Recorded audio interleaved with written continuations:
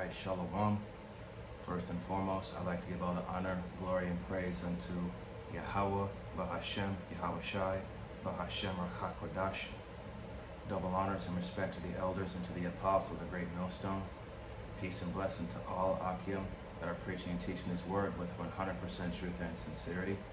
And unto the men, women, and children that are listening and learning. And unto the Bayath, the Dawadath, the elect house of David that is scattered abroad, I give you my utmost and sincere citations. So we're gonna, the title of this evening's lesson is Analyze and Move with Fear. Okay? To basically, the trials that we go through, every brother in their own individual lot has their own walk. And the same thing with the sincere sisters. They have their walk too. And the trials, they're tailor-made and set up for, for us to work out those imperfections, right? Because it's a test. It's a test run. And this is what this is where, how well can we apply wisdom? How much we've learned in order to, pass the test. Because Jacob's trouble is going to be the ultimate test.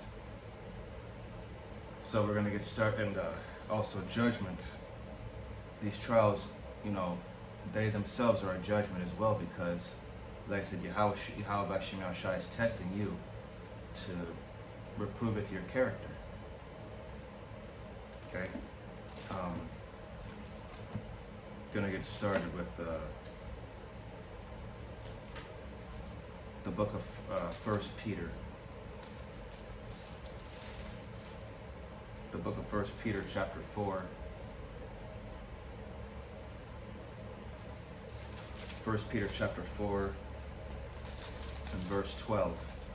And it says, Beloved, think it not strange concerning the fiery trial, which is to try you, as though some strange thing happened unto you.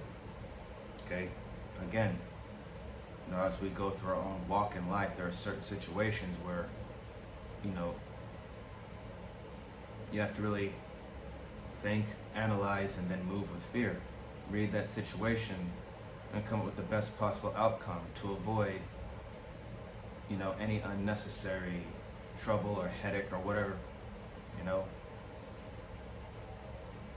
Verse 13, But rejoice inasmuch as ye are partakers of Hamashiach's sufferings, that when his glory shall be revealed, ye may be glad also with exceeding joy. Okay, so we are to rejoice as we're partakers of Hamashiach's suffering. So think about it. When Yahushai was on the scene 2,000 years ago, he went through the same thing that we're going through right now. Okay? Because at the end of it all, if we stay on course and endure the chastisement and the sufferings and the trials, we have something good to look forward to. Verse 14, If ye be reproached for the name of Hamashiach, happy are ye, for the spirit of glory and of the power resteth upon you. On their part he is evil spoken of, but on your part he is glorified. So he is evil spoken of by the people of this world, and that includes the 2/3 of our own people. You so-called Negroes, Latinos, Native Americans, Seminole Indians, as well as the speckled bird, whose father's seed line goes back, that are scattered amongst these other nations. Okay? So, and if you're being shamed, reproached for the name of Yahweh Bashim Yahushai, as it says, for the spirit of glory and of the Most High resteth upon you. Happy are ye, because it shows that you're doing something right. You're going against this world, right? We are not to be conformed to this world. And the scriptures did say that he that hateth me hateth you. Okay? Now,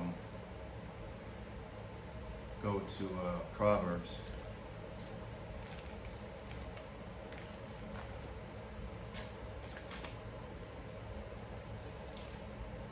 Proverbs 27 and 21. It says, as the finding pot for silver, and the furnace for gold, so is a man to his praise. Okay? So, being tried and tested like silver for the finding pot and gold for the furnace. So is a man in his praise. When people say things about you, other people are going to look into it. Because, you can't just take those words for face value, because you want to see if what people say about you is true, because they want to see if you are not only what you say you are, but what other people think or say about you.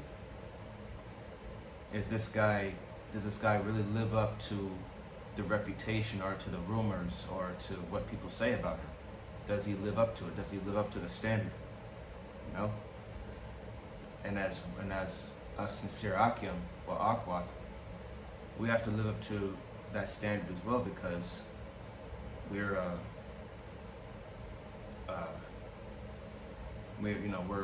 following Yahweh Shai's example. Okay. Let's see. Next is Sirach.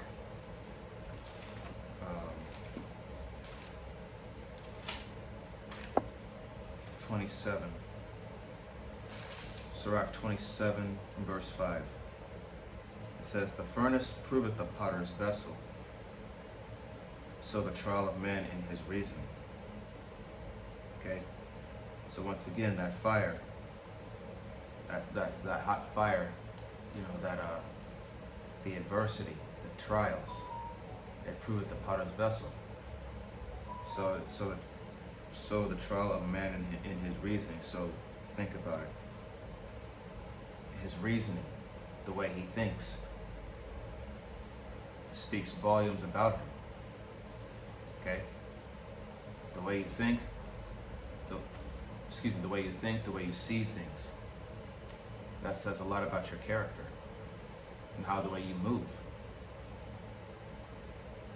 And other people see that too.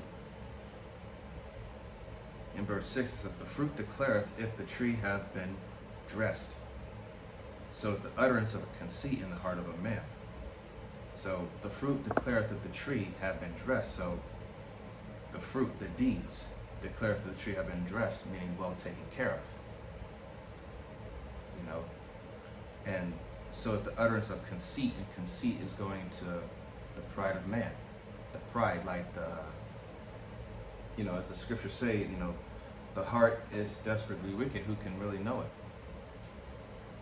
Yeah. Okay. The fruit, it symbolizes your deeds, your good works. It shows not just your character, but how well you present yourself and your reputation. So it's a comparison between how well something is kept and the utterance of conceit. That pride, being as the scriptures say in I think it's Galatians. Let me check.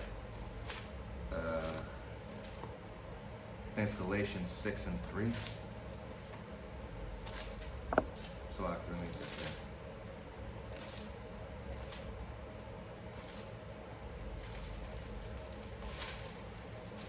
Let's see. Yep. Galatians 6:3, and it says, "For if a man think himself to be something when he is nothing, he deceiveth himself." So, like I said, conceit, going into the pride, and the pride is, it blinds people. Okay, and it says here in verse 7, "Praise no man before thou hearest him speak, for this is the trial of men." So don't be quick to give someone, praise or admiration without first seeing what type of person that this guy is. That's why you have to test people. That's why you have to prove a friend, as the scriptures say. Test them to see if they really are genuine or if they're fake. So And another thing,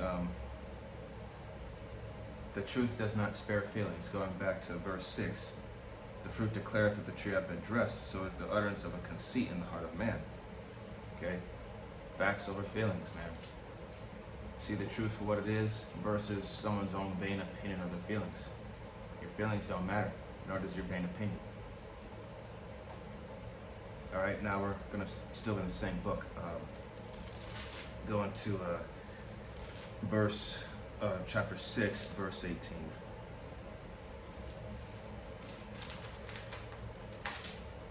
And it says, My son, gather instruction from thy youth up, so shalt thou find wisdom till thine own age, to thine old age. You know, the scriptures do say, train a child up in the way that he should go. Okay? When you have kids, you're supposed to, teach your kids the ways of wisdom. Teach them how to be, common sense, critical thinking, how to analyze a situation, to be aware of your surroundings and the people around you. Those are the basic stuff that you should teach your children. But this also applies to us as well, even as adults. So shalt thou find wisdom in thine old age. That experience, knowing, having the ability to discern between, what's right and what's wrong. Verse 19, come unto her as one that ploweth and soweth, and wait for her good fruits. For thou shalt not toil much in laboring about her, but thou shalt eat of her fruits right soon. Okay, speaking of wisdom, when you ploweth and sows, you're putting in that work. You're putting dedication. You're putting in the work, and eventually, if you keep on and keep consistent, stay with it, you're gonna taste the fruits. You're gonna reap the benefits of your reward. Okay. Because as I've always been told, ever since I was a kid by my mom, good things come to those who wait.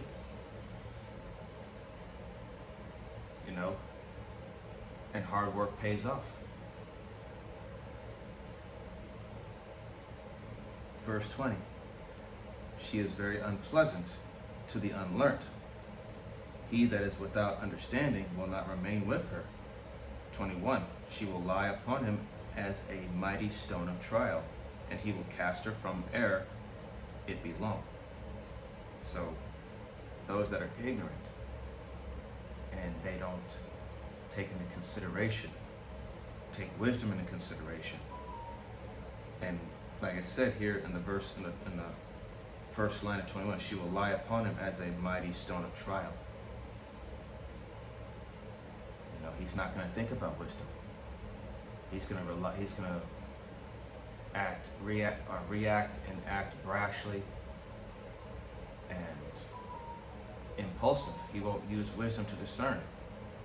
He's going to slip up and make a mistake. Wisdom don't dwell with the ignorant or the unlearned.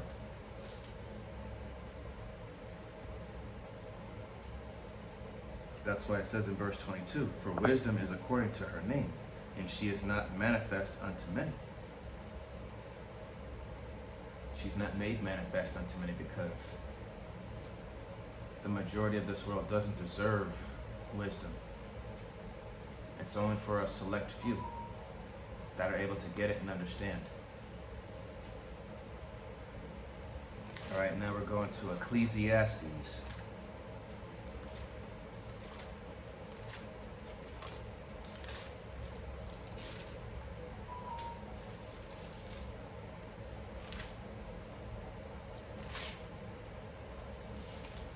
Ecclesiastes 11, verse 8. It says, but if a man live many years and rejoice in them all, yet let him remember the days of darkness, for they shall be many. All that cometh is vanity. In verse 9, rejoice, O young man, in thy youth, and let thy heart cheer thee in the days of thy youth, and walk in the ways of thine heart, and in the sight of thine eyes. But know thou that for all these things the power will bring thee into judgment. So, you have to take into consideration that through these things, man, whether it be old or young, you really have to be mindful in how you have to be mindful in how you live your life and the actions and the decisions you make, because they all count against you. Because the scriptures do say in 2 Corinthians chapter 5, 2 Corinthians chapter 5 verse 10, it says, "For we must all appear before the judgment seat of Hamashiach, that everyone may receive the things done in his body, according to that he hath done, whether it be good or bad." So we all have to appear before the judgment seat. We all have to give an account for our labors, all our deeds, everything that we've done. So in this walk, man, you have to analyze and move with fear, because if not, it's going to be detrimental to you in the long run. Now, this is going to be Deuteronomy.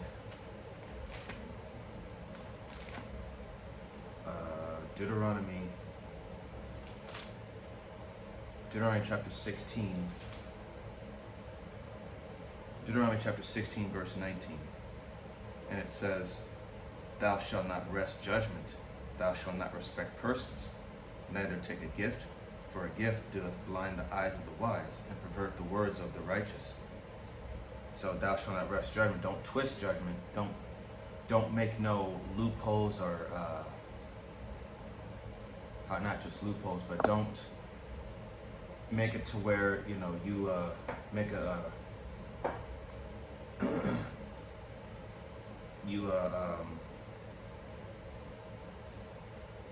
how can I put it? Don't twist judgment. Just stick to your guns, basically. Salakia, I had a brain fart, but let me go back to that.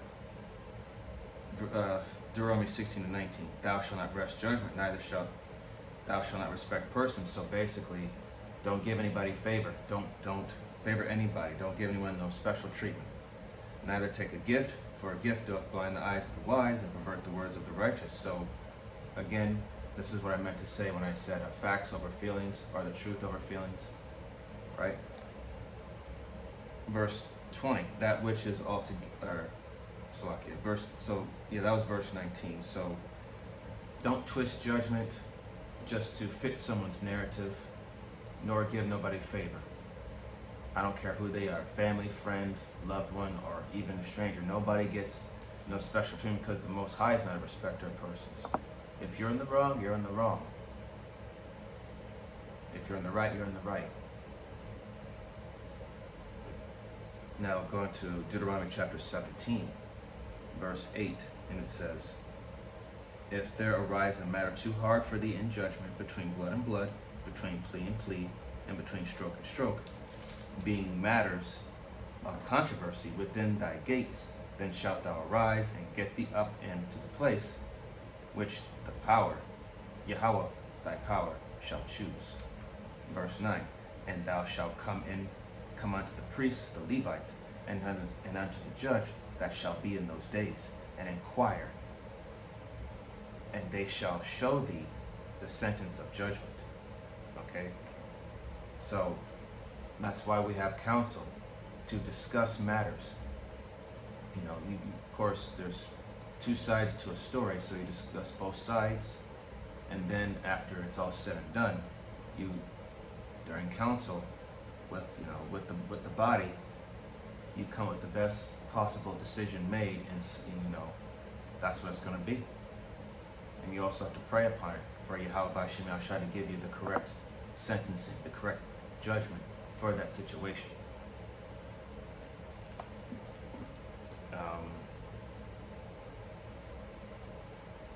In verse 10 it says, "And thou shalt do according to the sentence which they of that place, which the Lord shall choose, shall show thee, and thou shalt observe to do according to all that they inform thee." And 11, and according to that sentence of the law, which they shall teach thee, and according to the judgment which thou shalt tell thee, thou shalt do. Thou shalt not decline from the sentence, which they shall show thee, to the right hand or to the left. So once the judgment has been set in stone, man, that's it.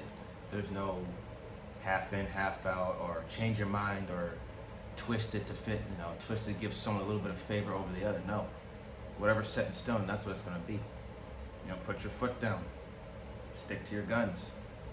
Regardless of what people feel or think about it. They may not like you for it. Oh well.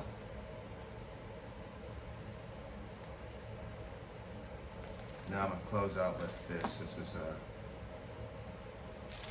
Ecclesiasticus, Sirach, chapter 5, verse 15. And it says, be not ignorant of anything in a great matter or a small. Because, again, man, you have to analyze the situation and move with fear. Okay? Wisdom is greater than might. And the scriptures tell you that. And as far as what people say about you and how you move and how you think, it says in the book of Ecclesiastes that a good name is better than precious ointment.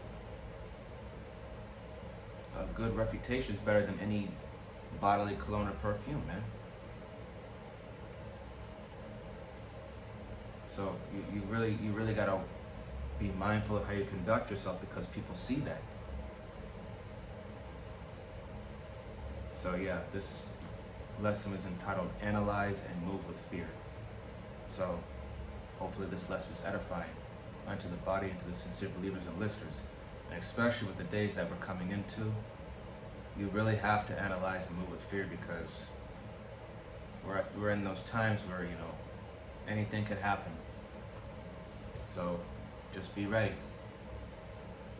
And with closing, I'd like to give all honor, glory, and praise unto Yahweh, Bahashem, Yahweh Shai, Bahashem, Raka'ah Kodash. Double honors and respect to the elders and to the apostles of Great Millstone. Peace and blessing to all Akim that are preaching and teaching His word with 100% truth and sincerity. And unto the men, women, and children that are listening and learning. And unto the Bayatha Dabada, the elect house of David that are scattered abroad, I give you my utmost and sincere salutations. See you in the next lesson, Lord willing. Kwam Yasharallah, Wa Abad Babal, Shalom, Barakatam.